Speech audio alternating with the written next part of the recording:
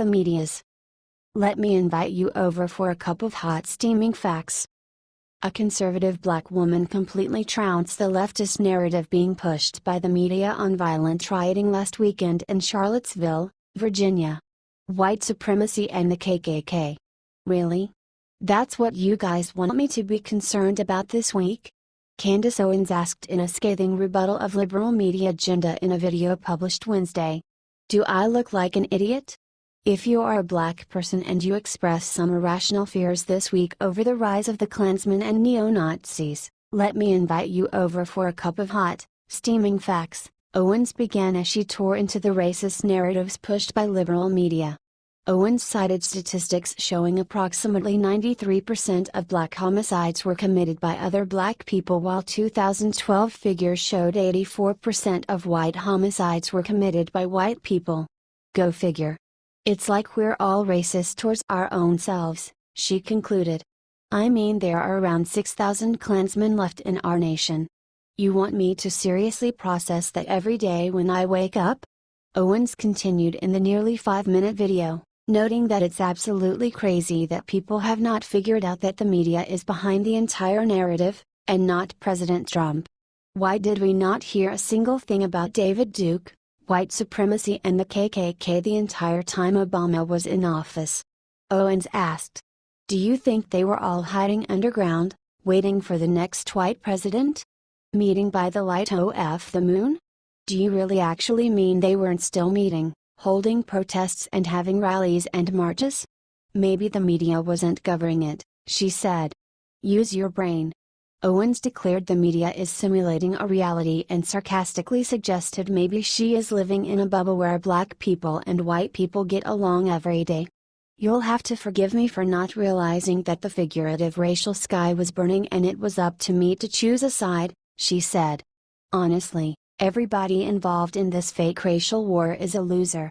Owens addressed the violent rally in Charlottesville directly, saying she was not too disturbed by the rally, which left 3 people dead when anti-fascist counter-protesters clashed with white nationalists who were protesting the planned removal of a statue of General Robert T. Lee.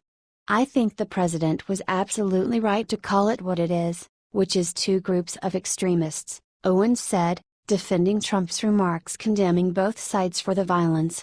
Nobody showed up looking to give hugs. Owens pointed out that as an African American woman, there are more important things she is afraid of, like the education and prison systems in the country which systematically oppress and disadvantage African Americans. But you won't hear the media talking about any of that, Owens concluded. Twitter users seemed to agree with Owens' assessment and cheered her brutal on.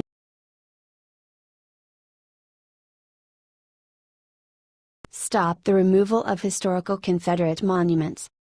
Just looking at the media's coverage, most people would probably assume Confederate statues are the bane of the United States' existence, but as it turns out, a majority of Americans want them to remain in place.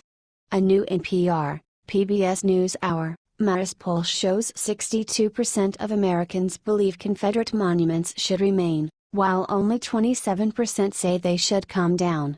And the numbers are even more striking when they're broken down by party. 86% of Republicans say Confederate statues should remain in place as a historical symbol, and 44% of Democrats say the same. These latest survey numbers were released just hours before President Donald Trump sounded off on the issue himself, describing the sculptures in question as beautiful statues and monuments. The president said Thursday it is sad to see Confederate monuments come down because the act represents the history and culture of our great country being ripped apart.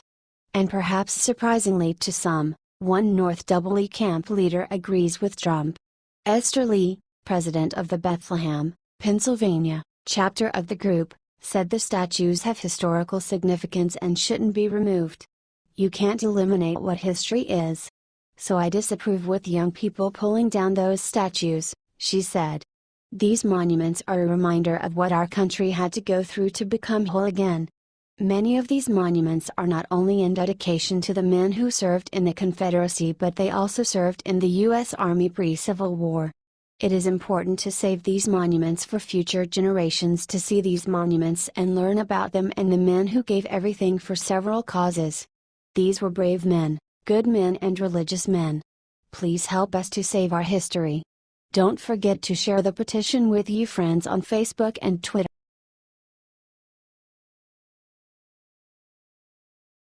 Breaking state police claim VA governor lied about. Virginia Governor Terry McAuliffe, D., was contradicted by the Virginia State Police again on Wednesday after he claimed weapons were hidden around Charlottesville during a white supremacist rally turned riot.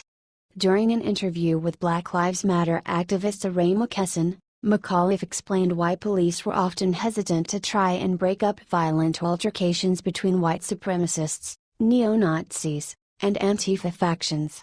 He said the white supremacists and neo-Nazis were heavily armed and prepared to commit violent acts from the start, and police were trying to avoid escalating the violence.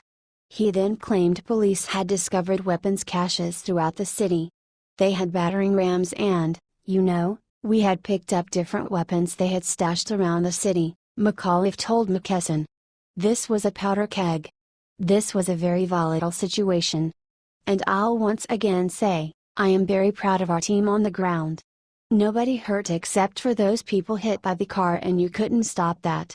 However, Virginia State Police spokesperson Corinne Geller told Reason magazine that no such weapons caches were discovered. The governor was referring to the briefing provided him in advance of Saturday's rally and the extra security measures being taken by local and state police, Geller said. As a safety precaution in advance of August 12, such searches were conducted in and around Emancipation and McIntyre parks. No weapons were located as a result of those searches. The contradiction represents the second time this week that Gov.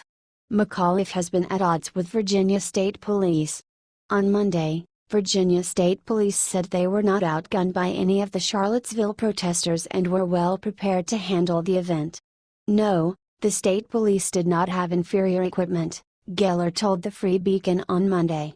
Our personnel are equipped, and were equipped, with the necessary protective and tactical gear for their safety and, obviously, to protect those that were in attendance of the event. The state police wouldn't release details on exactly what kind of equipment they deployed at the protests, but said they were appropriate for the conditions. We don't release our tactical gear or anything of that nature for the protective purposes of our law enforcement, Geller said. They had the necessary inventory and gear that they needed for this event. There were no shots fired at the event or anything of that nature, but our folks had the proper gear and tactical equipment they needed in order to safeguard themselves and everybody in attendance. Despite the public comments from the state police, McAuliffe repeated his claim that police weren't as well equipped as the protesters to McKesson on Monday, adding that the Virginia National Guard was also outclassed. If you see people yesterday walking down the street yesterday with semi-automatic rifles strapped to their body, he said. I mean, they had better armor than my state police and National Guard had. McAuliffe went on to say that, except for the maiming of dozens of protesters and the murder of Heather Heyer by a white supremacist sympathizer, he was proud of the lack of violence at the event. I'm very proud, except for, put the car incident aside, no one went to the hospital, McAuliffe said. Except for those 20 people, 19 people and the person who died from the car incident, not one single person went to the hospital. Not one shot was fired. And, believe it or not 1 ounce of property damage. The governor's office did not immediately respond to questions on why the governor and the state police are at odds on what happened in Charlottesville.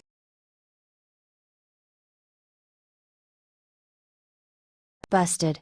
Craigslist ad exposes firm hiring #out left protesters for $25 HR. Here's more proof that Trump was right to blame both sides for the events in Charlottesville. Zero Hedge discovered a Craigslist ad posted a week before the Charlottesville protests from a company called CrowdHire, recruiting actors and photographers at $25 an hour. This is now raising big questions over how these paid protesters were used as agitators in counter-protests. We've seen this same tactic used by the left for months, both before and after the election, to gather large crowds of paid protesters and agitators in order to riot and cause chaos. Many of these paid protesters are directly funded by none other than George Soros. From Zero Hedge, Now, the discovery of a Craigslist ad posted last Monday, almost a full week before the Charlottesville protests, is raising new questions over whether paid protesters were sourced by a Los Angeles-based public relations firm specializing in innovative events to serve as agitators in counter-protests. The ad was posted by a company called Crowds on Demand and offered $25 per hour to actors and photographers to participate in events in the Charlotte, NC area. While the ad didn't explicitly define a role to be filled by its crowd of actors and photographers, it did ask applicants to comment on whether they were okay with participating in peaceful protests. Actors and photographers wanted in Charlotte. Crowds on Demand, a Los Angeles-based public relations firm specializing in innovative events, is looking for enthusiastic actors and photographers in the Charlotte, NC area to participate in our events. Our events include everything from rallies to protests to corporate PR stunts to celebrity scenes. The biggest qualification is enthusiasm, a can-do spirit. Pay will vary by event but typically is $25 plus per hour plus reimbursements for gas/parking/Uber/public transit. For more information about us, please visit www.crowdsondemand.com. If you're interested in working with us, please reply to this posting with the following info: full name, prior relevant experience, as an actor, performer, photographer, brand ambassador, political activist, etc. When are you usually available for work? Resume, optional if you're a photographer. What equipment do you use? Are you okay with participating in peaceful protests?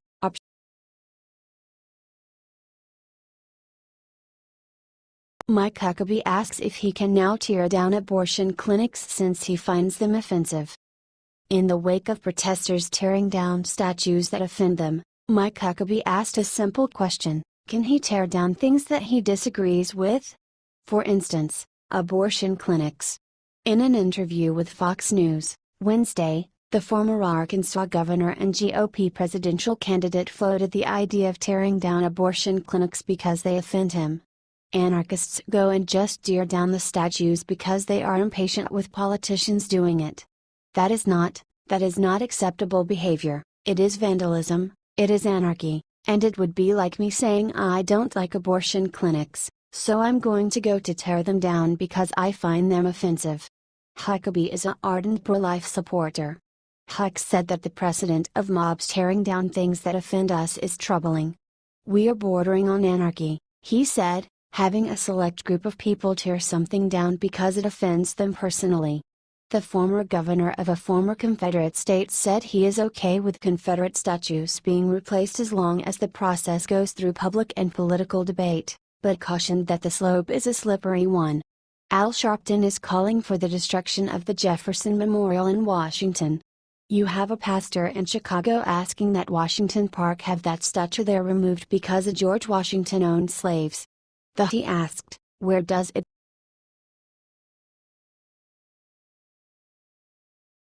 4 arrests for vandalizing Confederate statue have one shocking thing in common. 4 arrests happened on Monday night during the vandalism of Confederate monument in Durham, North Carolina. Dante Manuel Strobino, Takia Fatima Thompson, Peter Hull Gilbert and Nga Clone Tran were arrested for pulling down a famous Durham monument.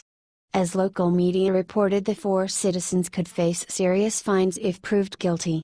All 3 are charged with disorderly conduct by injury to a statue and damage to real property, which are both misdemeanors, and participation in a riot with property damage in excess of $1,500 and inciting others to riot where property damage exceeds $1,500, which are both felonies. Anyhow, the arrested, besides possible big fines, have something else in common. 3 of them are part of the Communist Party. This fact that is rarely reported just proves that the protests weren't spontaneous. In fact, the protests were prepared by Workers' World Party, the Communist Party where the arrested were members. As ABC News stated, this party cause is to make socialist America. The Workers' World Party is founded in 1959 as a communist party, led by Sam Marcy of the Socialist Workers' Party. The group supports numerous problems including anti-racism to anti-imperialist struggles. The party supports the lesbian, gay, bisexual, transgender and queer community. The group says they're dedicated to organizing and fighting for a socialist revolution in the United States and around the world.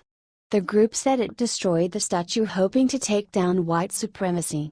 This group doesn't support police and prisons and calls for its abolition on Facebook, but the group is not ashamed to admit that supports dictatorships, especially in Venezuela and North Korea. The group didn't hide the support of socialism during the anti-American dictatorship of Fidel Castro. When he died, they posted, "Long live the Cuban Revolution. Socialism or death." The group also posted this quote in which they compared America to Hitler: "We have never aspired to have custody of the banners and principles which the revolutionary movement has defended throughout its heroic and inspiring history. However, if fate were to decree that, one day, we would be among the last defenders of socialism in a world in which US imperialism had realized Hitler's dreams of world domination, we would defend this bulwark to the last drop of our blood." December 7, 1989, Workers' World Party leaders have met with Syrian dictator and war criminal Bashar al-Assad, the members of Workers' World Party, after Israeli leader Ariel Sharon's death, posted this cartoon. They even support cop killers like Assad. A shocker. The group glorifies Soviet leaders who were responsible for mass genocide. The group loudly supported its arrested members. Please share this post on Facebook with your thoughts. What is your opinion on this? Scroll down to comment below.